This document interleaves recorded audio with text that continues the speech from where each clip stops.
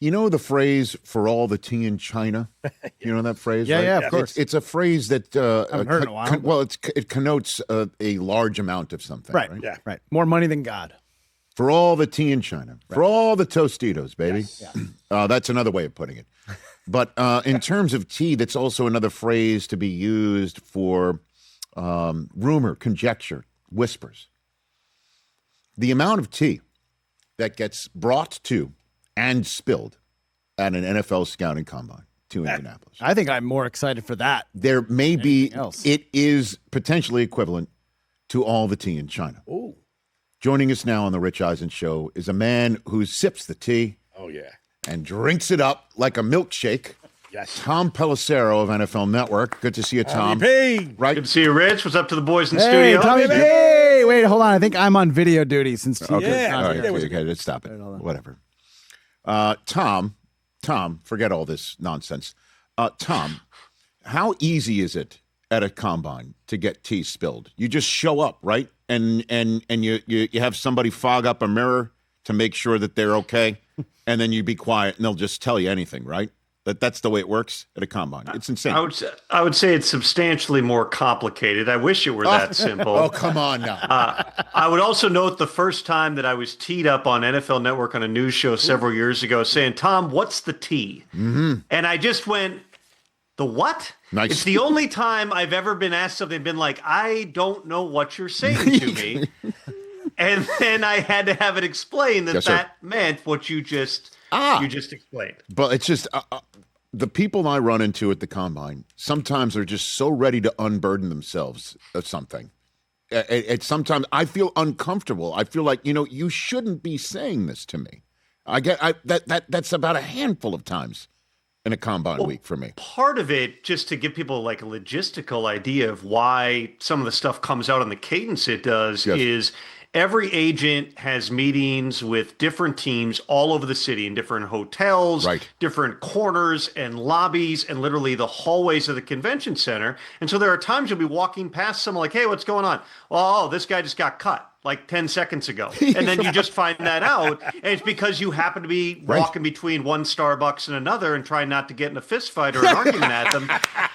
And things will just pop up like that. There's other times, like we all know kind of what the A-list items are that we're all tracking as we go into it. Yes. You're seeing whether those are going to unfold at the combine, or a lot of times these are sort of information gathering missions on everybody's front. Then teams will take time to go back and recalibrate and make final decisions prior to the start of the league year. The exception to that is the franchise tag deadline has shifted up from where it used to be years ago. Now it's the combine breaks on Sunday, people fly home on Monday, and the tag deadline is Tuesday. And it's if you're trying to figure that out, yeah, you've got to figure out very quickly, all right, do we have any chance to get a deal done, or are we going to have to apply the tag and buy ourselves some time? Tom Pelissero here on the Rich Eisen Show. Our radio audience just returned talking about how all the tea gets spilled in Indianapolis because, again, like I'm trying to think what other spot has all the agents, because they meet with the union too, right? They always have an annual meeting with the Players Association. So,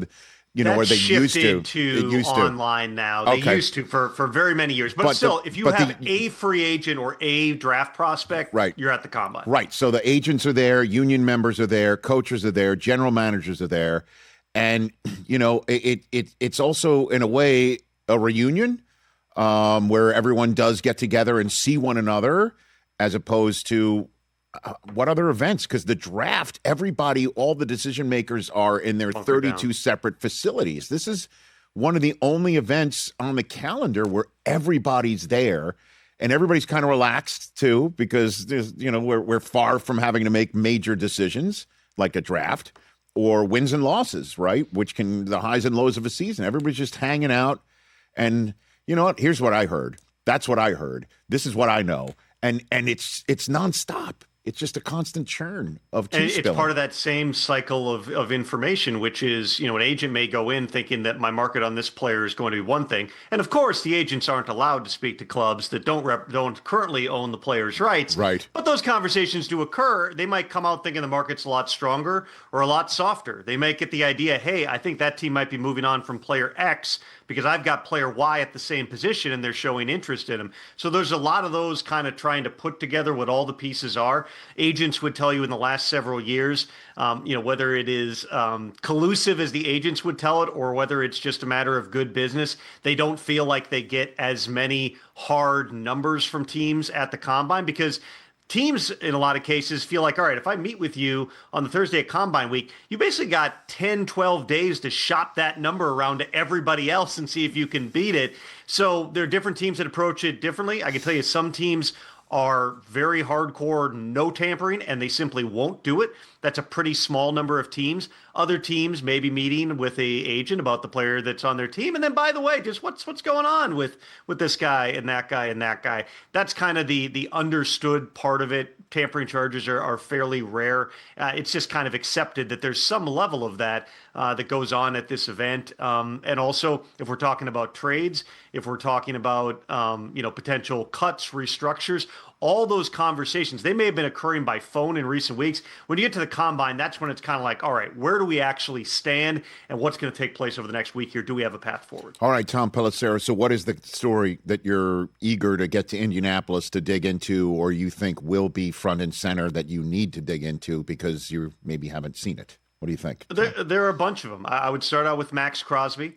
And as much as Raiders fans don't want to hear that anything other than Maxx Crosby is going to be a Raider for life, there's an unresolved situation, as we discussed last week. There certainly are some fences that need to be mended with Maxx Crosby. They promoted Rob Leonard, who's very close with Max, as defensive line coach, to defensive coordinator. But that was not an olive branch. That's because Rob Leonard had a bunch of different opportunities. He could have gone other places, could have gone to college, could have gone to other DC opportunities. The existing regime, that was one of the coaches on staff that they really, really liked. So they told Clint Kubiak, you at least got to interview this guy to keep on staff. He so blew away Clint. Clint was like, let's just hire him as the coordinator. So that was not A to B. We're hiring Rob Leonard because it's going to get Maxx Crosby back. It doesn't hurt because of the relationship between those guys, but Max has to decide exactly what he wants to do, and the Raiders have to decide what they want to do. Does it make sense having Maxx Crosby on the team and try to compete over these next couple of years, or do you feel like we're a few years away? Let's get maximum type of value in a trade, move on from him. I would certainly imagine that the Raiders and Crosby's agents are going to meet at the Combine. Those conversations are going to be important as they figure out what the path is going to be moving forward. There are also a bunch of these situations involving quarterbacks. The Dolphins working through it right now with Tua Tagovailoa. There's different options. All signs continue to point to Tua not being back in Miami, even though he's fully guaranteed $54 million fully guaranteed. But is that a release? Can they find a way to trade him? Kyler Murray, similar type of situation. He's due almost $40 million fully guaranteed this year. Another 20 in 2027 becomes guaranteed if he's on the roster within the first few days of the league year. Geno Smith also has an early vesting on his contract. All those guys have triggers in the first 3 to 5 days of the league year. So sometime before March 13th or March 15th, Rich, the teams have to make a decision. If they don't move on from those players, then even more money is going to become guaranteed. It makes sense. It's sort of a soft deadline for something to get done. And then, in terms of those tags, there's a few, obvious names. George Pickens with the Cowboys. At this point, I would say it seems like that's headed toward him getting tagged. We'll see exactly what that means from here. Can they work out a deal over the next 4 months with George Pickens? Could they potentially look to tag and trade him? The Colts seem likely to use a franchise tag, although they'd like to get deals done with both Daniel Jones and Alec Pierce. I personally believe, based on all the conversations I've had, that Alec Pierce is one of those guys who, if he does not get tagged and gets to free agency, he's going to get the type of contract that people are going to go, holy crap, I can't believe he got that much money. Because if Pickens is off the market, there's just not a lot of young wide receivers who are going to have a strong market. With Daniel Jones, again, they'd like to get a deal done with him, But, is that deal looking like the Sam Darnold deal from last year, which was 3 for $100.5 million? Is it something, closer to what those, top 10 type of guys make in the 50s? I have to imagine ultimately the logical number is it settles in the mid 40s. If they can't get there, then maybe they tag him, and it might not be the franchise tag, which is going to be about $47 million. Could be the transition tag too. So there's moving parts, but I would anticipate there's meetings between the Colts and Daniel Jones agents to see if they've got a path forward as well. We know this: Kirk Cousins is going to be released. It's going to happen March 11th or March 12th. He's going to become a free agent. So for all those quarterback needy teams looking at a draft where there's not a lot of top end type of talent, your options you're staring at are, it's probably not Daniel Jones because he's likely going back to Indianapolis. Aaron Rodgers, if he plays, is probably doing that in Pittsburgh. Your options are going to come down to some combination of Tua, Kyler, Geno, Kirk Cousins, maybe Justin Fields, although he doesn't have a trigger in his contract, so the Jets can wait on that one as long as you want. And then and then Malik Willis, who is going to have, I believe, multiple teams interested. That's going to drive the market price. He doesn't have the experience of some of those other guys, Russell Wilson, Joe Flacco, Jimmy Garoppolo, that are out there. But you're tantalized by what Malik Willis has done in a small sample size in relief the past couple of years in Green Bay. He factors along those other experienced quarterbacks as a major chess piece as all these quarterback spots get filled. Yeah, you're interested in him. I know that. I mean, was what I'm saying. You as collective, not just you, obviously, as an information man, you're definitely interested in his market because, Dolphins, Steelers, I don't know what they're going to, Rodgers looms over this as well. Unless, I'll be honest with you, I'm a little surprised at how we're not sharpieing him in for Mike McCarthy's first quarterback in Pittsburgh, but this sounds like, from everybody talking about it, like this is happening, that he's coming back. He's going to be the week 1 starter for the Steelers. They'll figure out what they're going to do with Will Howard. I mean, it's what it sounds like. I don't know what the reality is, Tom.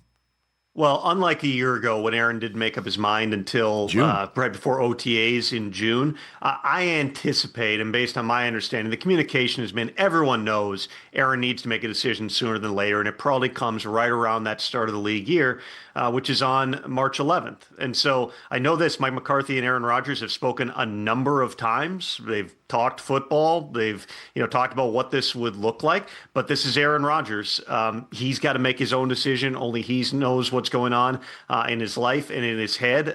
He's going through his usual process where he's probably going to drop off the grid for a week or two here, really think things through. He's certainly showing an interest. We went from, Rich, after the season, when Mike Tomlin steps down, it seemed like that was probably it, and Aaron was probably going to be done at that point. But I said it on this show back, right after that, if there was one coach that Aaron Rodgers would play for again, despite all the things that people had said and written about the relationship, it's Mike McCarthy. Those guys are still close. And think about this too, Rich, where Aaron walks in last year in June to an offense with Arthur Smith, a coach he doesn't know, a scheme that had some grounding in things Aaron was familiar with, including from Matt LaFleur, who had preceded Arthur Smith as the OC in Tennessee. But this is Mike McCarthy. This is Aaron going back to his roots. Right. Everything is foundation of how he plays quarterback. And if he's signing on in March and maybe is there for at least part of the spring, and that he's the quarterback, some of those things that never seem to get resolved in terms of just the timing and the communication last year, maybe you've got more of an opportunity to go through the whole offseason to iron some of those things out. The Steelers, I would anticipate, know one way or another before the start of free agency. If they don't know by then, they're going to have to make other plans. Will Howard certainly is a part of it, but I'm with you. I mean, the odds, as I said on Super Bowl Sunday, are rising that Aaron Rodgers comes back. I don't see it being any place else. If he's going to play, I believe it would be for the Pittsburgh Steelers. Is there any another GOAT that we're waiting to hear from? Travis Kelce. What are the Chiefs going to do? They just redid Mahomes' contract. What does this open up for them and their plans? And what are you hearing about Travis? Well, with Patrick Mahomes in his contract, this is the 4th year in a row that they've done it. That's how the contract was set up. Mahomes signed an unprecedented 10-year extension back, I think it was in 2020. So he was under contract for 12 years total. And the way they did it was every year he had this massive, increasingly massive base salary. And what that allows them to do is every year, well, they just go to the Mahomes piggy bank. They convert the salary to a bonus. They prorate it into future years. They push those cap hits. Every dollar you spend hits the cap eventually. But if you structure a long-term contract like that, you're just rolling it into the future. The cap's growing. You don't have that issue. So that right there got them $43 million and change back on the cap. They still have additional work to do, but that gets them closer at least to cap compliance as we go into 2026. In terms of Travis Kelce, my understanding, and I think Ian said this on Super Bowl Sunday, is they have already been in contract talks. It seems like this is trending toward Travis coming back and playing for Kansas City, but nothing is done until it's done. Obviously, Travis has a lot going on in his life outside of football and decisions to make. But you watch him play last year, he may not have the howitzer anymore in terms of the top end speed that he did back in the day, but he's still a functional NFL tight end. And remember this, in an offseason where Patrick Mahomes, by virtue of having not just his ACL, but his LCL repaired as well, he's going to miss a substantial chunk of time, probably the entire season, maybe into training camp. If you also don't have Travis Kelce back, from a leadership perspective, from the offense functioning perspective, it's going to create some challenges. The fact that Kelce also came out and said it's going to be great to see Eric Bieniemy back in the building again seemed to be a tell. Bieniemy coming back as OC, that Kelce was planning to return. But once again, he's got to make decisions, and I fully anticipate those decisions are going to come in the next couple of weeks. Any sense about Mahomes' readiness for week one? I know it's really early, but he does seem to be walking around whenever we've seen him. What's the expectation level, to use your parlance here? I'm not a doctor, but I would say an LCL repair, and remember, he had the ACL and the LCL repaired the next day, which is unusual. LCLs often complicate and extend the timeline. I would never rule out a high-end athlete, because I remember Adrian Peterson blowing out his knee in Washington it was either Christmas Eve or Christmas Day in 2011 at the midst of a complete disaster of a season for the Vikings. He played week one the next year and ran for 2,000 yards. So put nothing past somebody like Patrick Mahomes, but ACL, LCL combos, those can take some time. I would fairly say we'll see on Patrick Mahomes. I don't think that it is definite that he is going to play. I certainly don't think it's definite that he's not, but there will be real questions. I mean, it's Patrick Mahomes. It's maybe the greatest player of all time.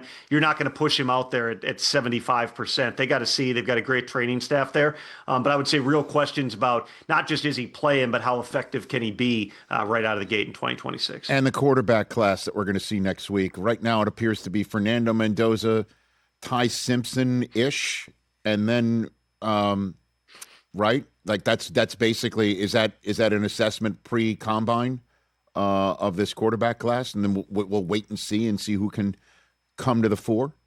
Tom? I'd say that's very fair going into the pre-draft process. And listen, we've seen guys jump up the boards in the past. We've seen, players who, whether it's in the meetings, the interviews, the pro days, the combine, really help themselves, which is why everyone will be tuning in live to your coverage on NFL Network from next Thursday through Sunday. It's our coverage, Tom. It's our coverage. Come on. It's a lot more you than me. But yes, no, it's our coverage don't on say NFL that. Network. Don't say that. I don't want to go Starbucks on you, Tom. I don't think we need it's all peace, love, and understanding. But no, I guess that's the question here is how the quarterback class of last year or the year before affects the way people view the new one. Like that's always in that case where 4 kids in 2024 turn out to be all right quite a bit, right? One made the Super Bowl, another one we need to see. We can't wait to see him come back because his season got washed out due to injury in Jaden Daniels. Caleb Williams, what a phenomenal breakout, right? I think people are going into this combine feeling way differently about him than we did last year, wondering what Ben Johnson was going to do, et cetera. Bo Nix is another one. And then there's JJ McCarthy right there in your town, and what the Vikings are going to do here with him. Let's, I guess, land there, if you will. Well, if we go back to that draft and remembering where we stood going into the process, yes, it was pretty clear that you had at least 5 quarterbacks who were probably going to go in the first round between Caleb, Jaden, Drake May, Michael Penix, and JJ McCarthy. Bo Nix was the one that people were talking about. Right. Is he a second-round pick? Is he a first? But I have always believed in the idea that, hey, if you think this guy can be your starting quarterback, who cares? Don't get cute. There were rumors the Broncos will trade down and they'll take him in the 20s. They just went, their 5 guys are gone. We're going to take our dude right here.